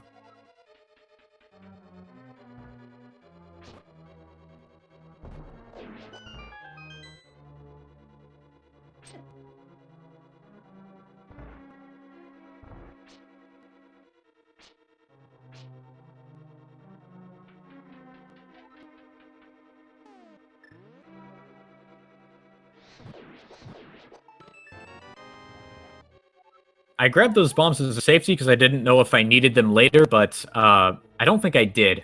That's something that can wind up getting skipped later.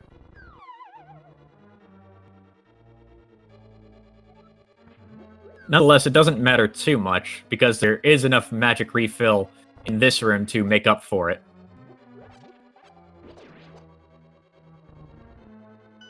So now with that blue potion that I got earlier, I'm going to do a spin YBA here.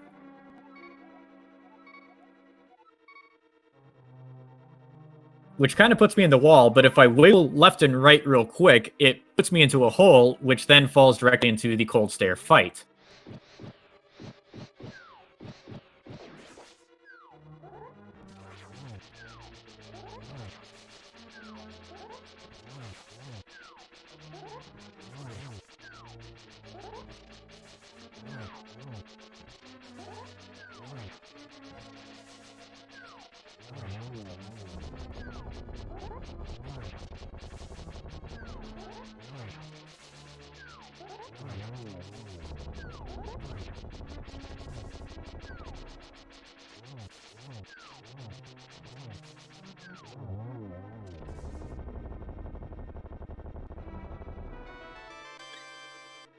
And now we have the Ice Palace Crystal.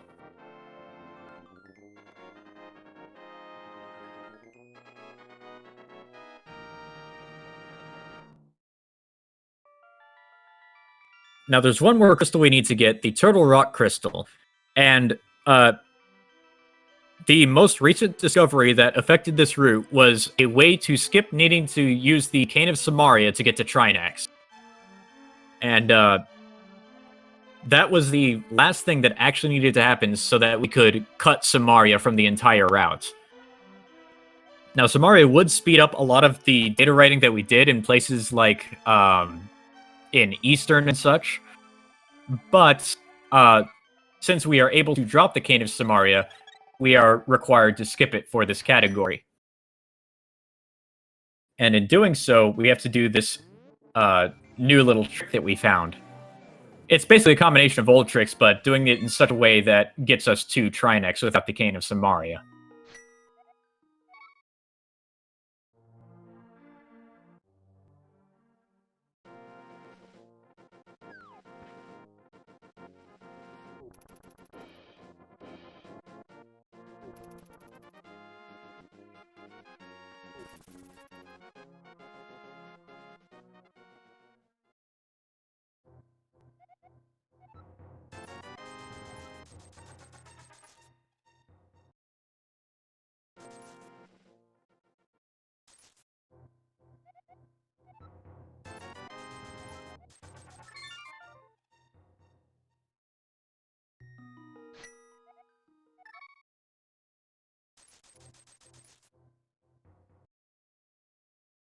Once again, actually, no, I think I just walked to the warp this time. Mostly because if I did the clip right outside of Old Man, I'd have to go into Tower of Hera anyway to correct the camera, which I think wound up being a bit slower than just climbing the mountain normally.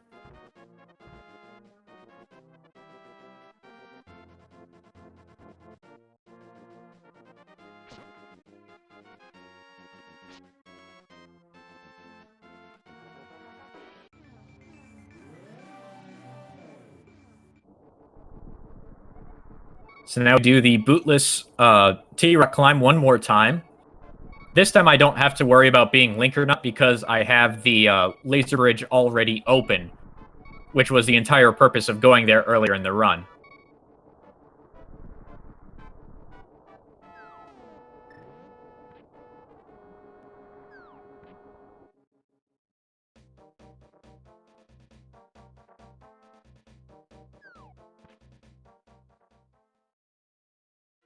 So now we're in Turtle Rock. We do a Dungeon Bunny revival to get a link state. And now we have a couple of YBAs plus some camera shenanigans to get to Trinex.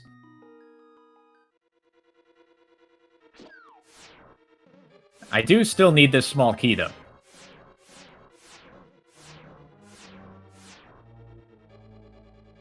So we start by doing a YBA up at the top of the screen here, where this door is. And then I have to make my way down to the bottom of this room and transition south. But I have to do that while the camera stays locked on this position, so I have to know where the pits are. After doing that, I do another YBA going to the left, then fall in a hole, which then the game starts to scroll to correct where it thinks Link is. From there, I exit north, and voila, we're at Trinix.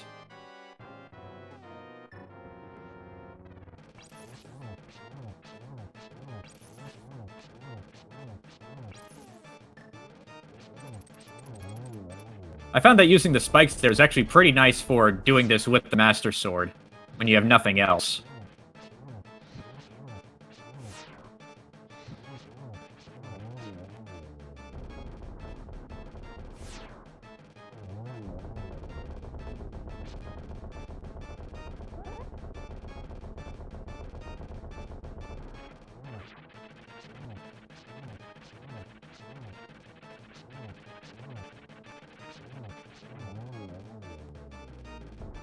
And now we have all of the crystals. The only thing left to do is to defeat Agahnim 2 and get a Ganon, but we can't quite do it right now from where we are. I need more potions to do that.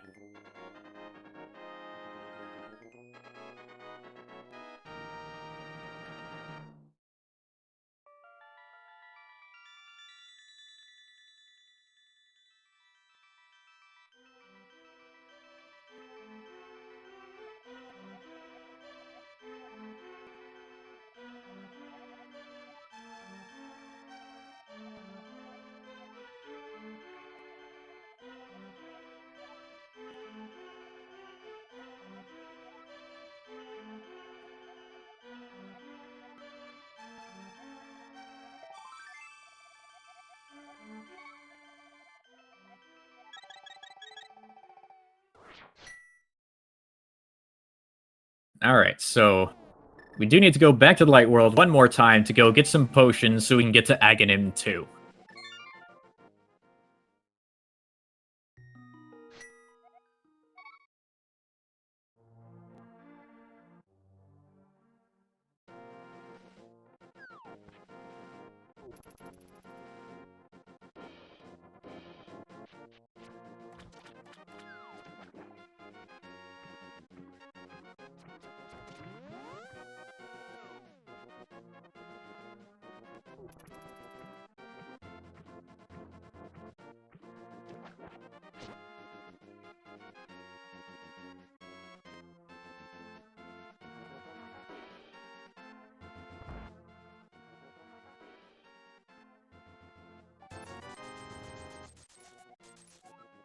To be fair about him, we've drinking a lot more red goo than we have drinking green goo.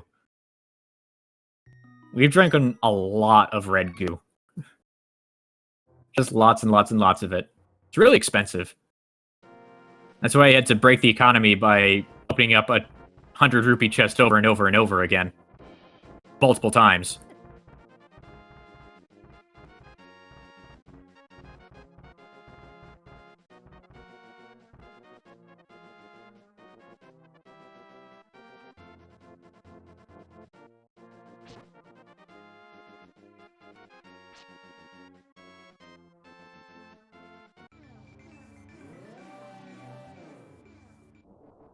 Alright, one more time we do the bootless Turtle Rock climb. But instead of going to Laser Bridge, we're going to go to the big chest entrance. Or rather, more specifically, we're going to go to the Laser Wall, which is easier to do a Dungeon Bunny revival from, I think. I think that's what I did.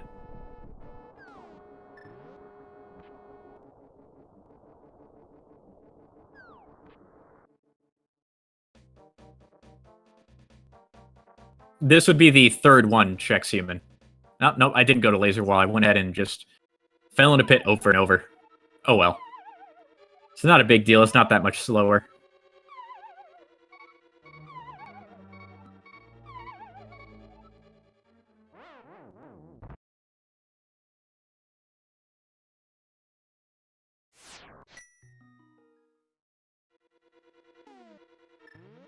So this is a semi-precise bomb jump, where I have to clip into the rail just right so I make it across the gap.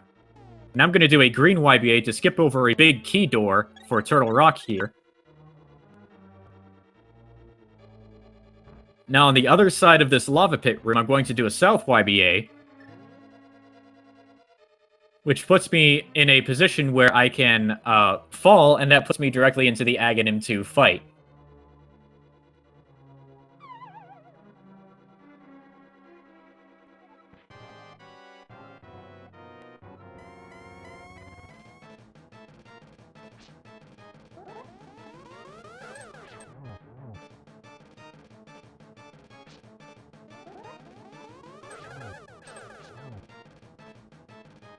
And actually, yes, I did need to take damage there before I did the red YBA, because you do have to be able to use the potion in order to YBA. If you can't use the potion, then the game will just beep at you. So now that Agahnim 2 is dead, we have all the crystals, and we're going to just go right into the Ganon fight. However, this Ganon fight is actually really difficult, because you have to do the fourth phase perfectly. You have no safeties, and if you miss a spin, you're likely going to get kind of soft-locked and have to redo the fight. You can usually get about 3 spins per fire rod shot, and there's only 8 rod shots that you get, and you have to get 24 spins on Ganon in Phase 4. So, it's pretty tough. This is probably the hardest part, if not this, then Mothula is the hardest part.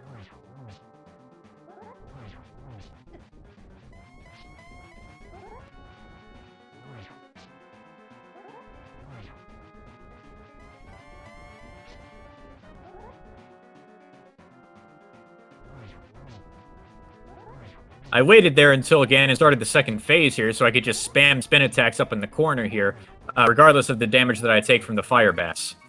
Because that lets me get out of the phase 2 as fast as possible.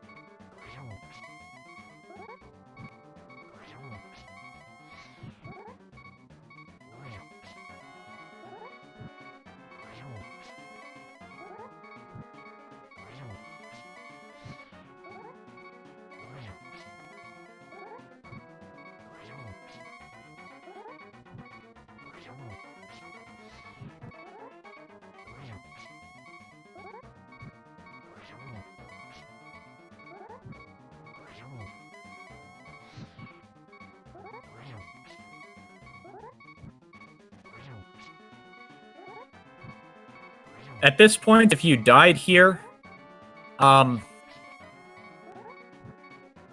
guess your best bet would be to go to Tower of Hera. And, I mean, there are ways to get back to the Ganon fight. But it's kind of hard to explain without having a map in front of you. And there we go. Ganon is dead. When is low percent all bosses RTA? That is up for someone else, because I don't know if I could do it. In any case, that's it. The only things we collected were the Master Sword, 2 rods, 2 bottles, Magic Mirror, and all of the pendants and crystals, and defeated all of the bosses.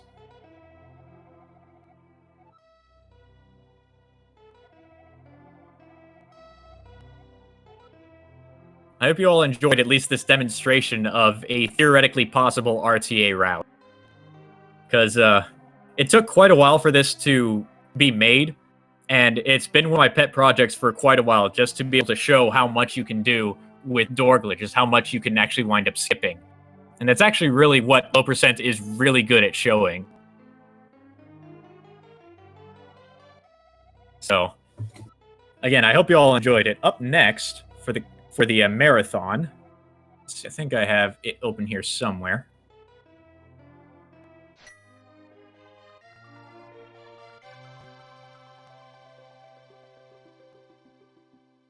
Oh, up next we have Argus RTA. That's right, which will be run by Glan.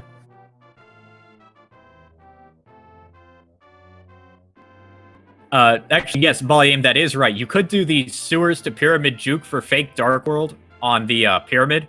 That would get you to the pyramid in a link state so that you can go fight Ganon again. You just have to make sure that you have full magic when you get there.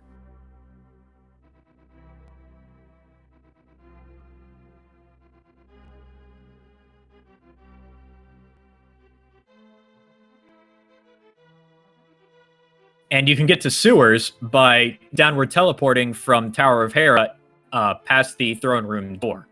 From there, you can work your way all the way through the sewers to the back 3 chests, and then do the bomb juke to the pyramid.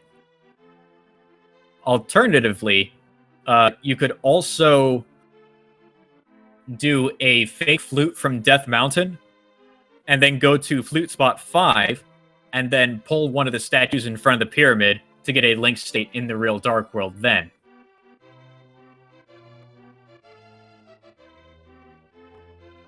So there's a lot of different ways you could get back to Ganon if you somehow fell or died from that fight. Which honestly would be pretty easy to do.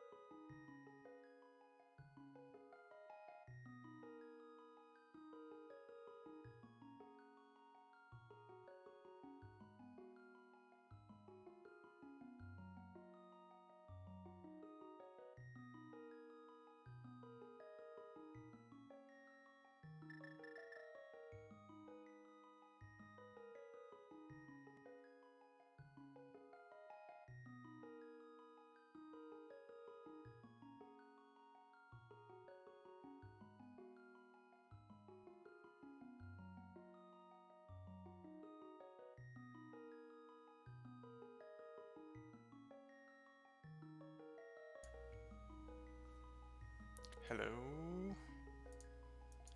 Just need to make sure the volume's good.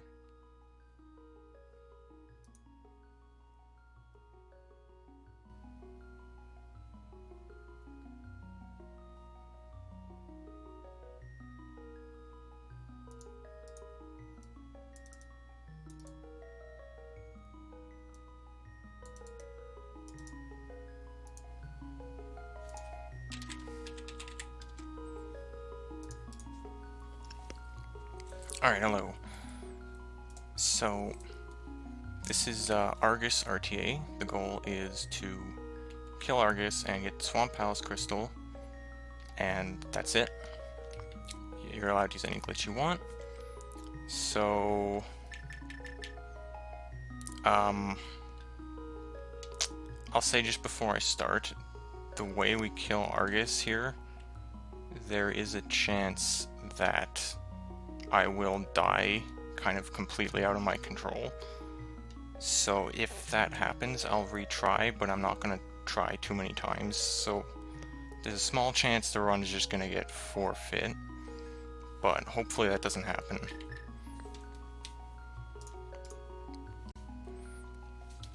So yeah, let's